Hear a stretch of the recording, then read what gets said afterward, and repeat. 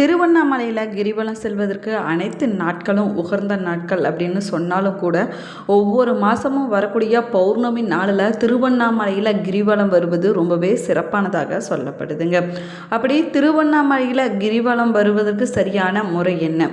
கிரிவலம் செல்லும்போது தரிசிக்க வேண்டிய தெய்வங்கள் என்ன? கிரிவலம் செல்வதனால என்ன மாதிரியான பலன்கள் கிடைக்கும்? ஜூன் மாதத்திற்கான கிரிவல வழிபட்ட எந்த நேரத்தில் தொடங்க வேணும், எந்த நேரத்தில் முடிக்க வேணும் என்பதை பற்றி தான் இந்த பதிவில் நம்ம விரிவாக பார்க்க போகிறோம். வீடியோவை ஸ்கிப் பண்ணாமல் முழுசாக பாருங்கள். நம்ம சேனலை இப்போ தான் ஃபர்ஸ்ட் டைம் பார்க்குறீங்க அப்படின்னா நம்ம சேனலை சப்ஸ்கிரைப் பண்ணலன்னா சப்ஸ்கிரைப் பண்ணிக்கோங்க. கூடவே இருக்கிற பெல் பட்டனையும் ப்ரெஸ் பண்ணிக்கோங்க. வீட்டில் எப்பயுமே சண்டையும் சச்சரமாக இருந்து கொண்டே இருக்குதா? உங்களுடைய தொழிலில் சின்ன சின்ன பிரச்சனைகள் இடையூறுகள் வந்து கொண்டே இருக்குதா? திருமணம் வர நிச்சயமாகிற மாதிரி கைகூடுற மாதிரி தள்ளி கொண்டே போய்கொண்டு இருக்குதா? இது போன்ற பிரச்சனைகளுக்கு இந்த வீடியோவுக்கு கீழே ஜோதிடரோட வாட்ஸ்அப் நம்பர் கொடுத்துருக்குறேன். இந்த எண்ணுக்கு தொடர்பு கொண்டு பேசி பாருங்கள். உங்கள் பிரச்சனைகளுக்கு நிச்சயமாக தீர்வு கிடைக்குங்க. வாங்க வீடியோக்குள்ளே போகலாம். நீங்களும் திருவண்ணாமலையில் கிரிவலம் போயிருந்தீங்கன்னா மறக்காமல் உங்களுடைய கருத்துக்களை கமெண்ட் பாக்ஸில் கமெண்ட் பண்ணுங்கள். நீங்கள் எத்தனை முறை கிரிவலம் போயிருந்தீங்க என்பதை மறக்காமல் கமெண்ட் பாக்ஸில் கமெண்ட் பண்ணுங்கள். உங்களுக்கு சிவபெருமான் பிடிக்கும் அப்படின்னா தென்னாட்டுடைய சிவனை போற்று எண்ணற்றவருக்கு இறைவா போற்று என்ற வாசகத்தை மறக்காமல் கமெண்ட் பாக்ஸில் 3 முறை பதிவிடுங்க. திருவண்ணாமலையில் சிறப்புமிக்க வழிபாடாக சொல்லக்கூடியது பௌர்ணமி நாளில் மலையை சுற்றி வழிபடக்கூடிய கிரிவல வழிபாடுதாங்க. பௌர்ணமி திதி இருக்கக்கூடிய நாளில் கிரிவலம் வருவதற்கு என குறிப்பிடக்கூடிய நேரத்துக்குள்ளே நம்ம கிரிவலம் வந்தோம் அப்படின்னா அதற்கான முழு பலனும் நமக்கு கிடைக்கும் அப்படின்னும் சொல்லப்படுது. அந்த வகையில் ஜூன் மாதத்தில் நம்ம எந்த நேரத்தில் கிரிவலத்தை தொடங்க வேணும், எந்த நேரத்தில் கிரிவலத்தை முடிக்க வேணும் அப்படின்னு பார்க்கலாம் வாங்க. ஒவ்வொரு மாதத்துலேயும் வரக்கூடிய ஒவ்வொரு பௌர்ணமிக்கும் ஒவ்வொரு விதமான சிறப்புகள் இருக்குதுங்க. அந்த வகையில் ஜூன் மாதம் 29ஆம் தேதி திங்கட்கிழமை அன்னைக்கு பௌர்ணமி திதியானது வந்திருக்குது. அன்றைய நாளில் காலை 4:23 மணிக்கு தொடங்கி ஜூன் 30ஆம் தேதி காலை 6 மணியோடு கிரிவலம் செல்வதற்கு ஏற்ற நேரம் அப்படின்னும் சொல்லப்பட்டிருக்குது. இந்த நேரத்தில் நீங்கள் கிரிவலம் போனீங்கன்னா சிவபெருமானுடைய அருளானது பரிபூர்ணமாக கிடைக்கும் அப்படின்னும் சொல்லப்படுதுங்க. அதுவும் ஜூன் மாதத்தில் சிவபெருமானுக்குரிய திங்கட்கிழமை நாளில் பௌர்ணமி திதி வந்திருப்பது சிறப்புக்குரிய விஷயமாகவும் சொல்லப்படுது. பௌர்ணமி அப்படின்னு சொன்னாலே நம்முடைய நினைவுக்கு வரக்கூடிய தலம், நினைத்தாலே முத்தி தரும் தலமான திருவண்ணாமலை தாங்க.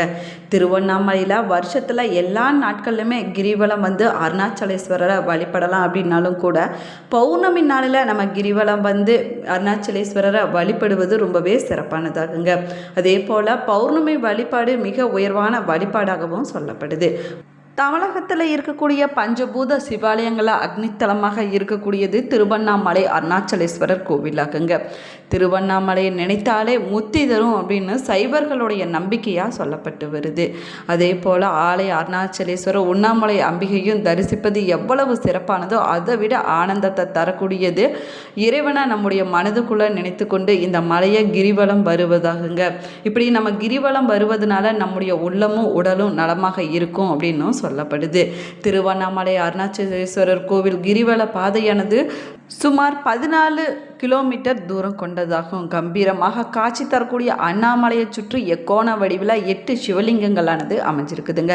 அவை இந்திரலிங்கம், அக்னிலிங்கம், யமலிங்கம், நிருதிலிங்கம், வருணலிங்கம், வாயுலிங்கம், குபேரலிங்கம், ஈசானியலிங்கம் என அஷ்டலிங்கங்களானது கிரிவல பாதையில் அமைஞ்சிருப்பது விசேஷமானதாக சொல்லப்படுது.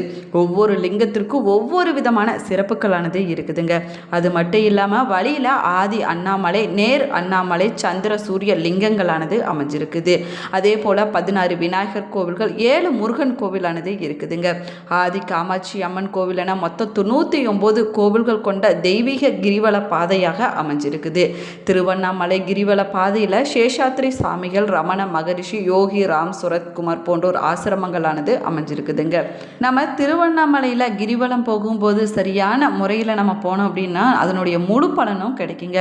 அப்படி திருவண்ணாமலையில் கிரிவலம் போகும்போது நம்ம எங்கே தொடங்கி எங்கே முடிக்க வேணும் அப்படின்னு பார்க்கலாம் வாங்க.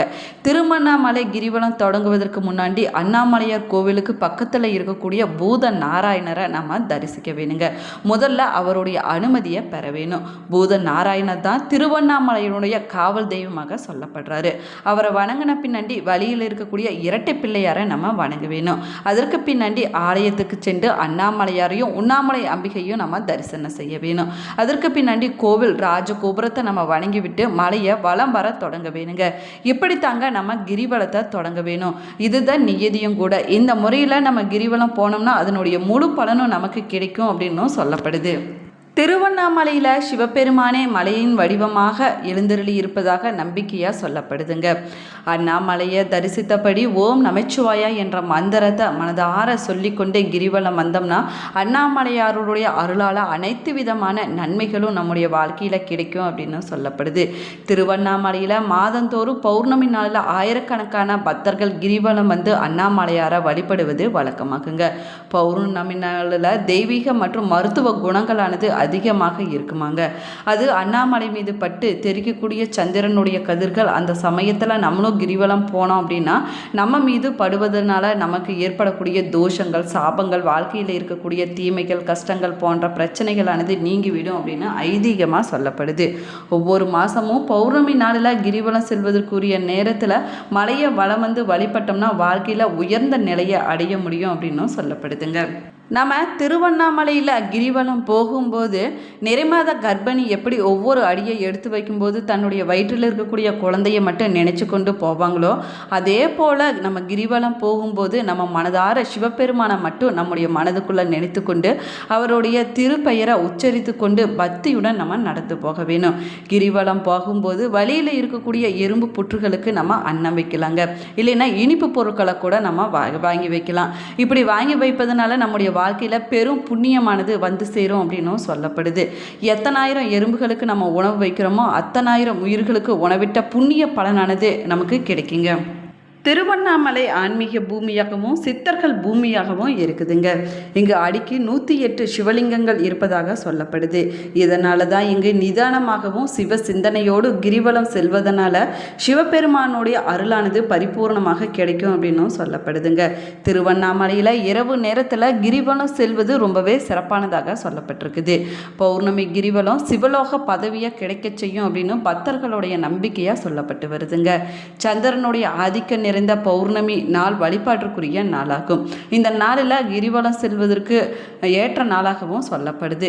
சந்திரனை தலையில் சூடிய சிவபெருமானையும் குல தெய்வத்தையும் வழிபடுவதற்கு ரொம்பவே ஏற்ற நாளாக இந்த பௌர்ணமி நாளானது சொல்லப்பட்டிருக்குதுங்க. சிவனே மலையாக வீற்றிருப்பதாக பக்தர்களால் சொல்லப்படக்கூடிய திருவண்ணாமலையில் கிரிவலம் வருவதனால சந்திரனுடைய கதிர்கள் மலை மீது பட்டு கிரிவலம் வரக்கூடிய பக்தர்களின் மீது எதிரொலிக்கும் போது அவர்களுடைய வாழ்க்கையில் இருக்கக்கூடிய பிரச்சனைகள் அனைத்துமே தீர்ந்து மிகப்பெரிய மாற்றமானது ஏற்படும் அப்படின்னும் நம்பிக்கையாக சொல்லப்பட்டு வருது. தமிழகத்தில் இருக்கக்கூடிய பல மலைக்கோவில்களை கிரிவலம் வந்து வழிபடக்கூடிய வழக்கம் இருந்தாலும் கூட திருவண்ணாமலையில் கிரிவலம் வருவது ரொம்பவே உயர்வானதாக சொல்லப்படுது. திருவண்ணாமலையில் ஒவ்வொரு மாதமும் பௌர்ணமி நாளில் லட்சக்கணக்கான பக்தர்கள் கிரிவலம் வந்து அண்ணாமலையாரையும் உண்ணாமுலை அம்மனையும் தரிசனம் செய்வதை வழக்கமாகவே வச்சிருக்கிறாங்க. பக்தர்களுடைய வசதிக்காக ஒவ்வொரு மாதமும் திருவண்ணாமலையில் பௌர்ணமி கிரிவலம் வருவதற்கான நாள் மற்றும் நேரத்தை திருவண்ணாமலை அண்ணாமலையார் கோவில் நிர்வாகமானது வெளியிட்டு வருதுங்க. இந்த தலத்தின் மீது நால்வர்கள் என்று சொல்லக்கூடிய அப்பர், சுந்தரர், சம்பந்தர், மாணிக்க வாசகர் போன்றோர் தேவார பதிகங்களை பாடியிருக்கிறாங்க. இந்த தலத்தில் இருக்கக்கூடிய மூலவர் சிவபெருமான் என்றாலும் கூட இங்கு இருக்கக்கூடிய முருகன் மீது அருணகிரிநாதர் பாடல்களை பாடியிருக்கிறாரு. இந்த தலத்தில் இருக்கக்கூடிய மலை எல்லா யுகங்களிலும் அழியாமல் இருப்பதாகவும் சொல்லப்படுதுங்க. மலையை வலம் வரும்போது மனிதர்கள் இடப்பக்கமாகத்தான் நடக்க வேணுங்க. ஏன்னா மலையை ஒட்டி இருக்கக்கூடிய வலப்பக்கம் சித்தர்களும் யோகிகளும் தேவர்களும் வலம் வருவதாக ஐதீகமாக சொல்லப்படுது. கிரிவலம் போகும்போது பஞ்சாஷ்ட நாமத்தை, அதாவது நமச்சிவாயா, சிவாய நம, இல்லைன்னா திருமுறைகளை நம்முடைய மனதிற்குள்ளே சொல்லிக்கொண்டே போகலாங்க. அதை தவிர நம்ம வேறு எதையுமே பேசக்கூடாதுங்க. கிரிவலம் போகும்போது நிதானமாக நம்ம நடக்க வேணும்.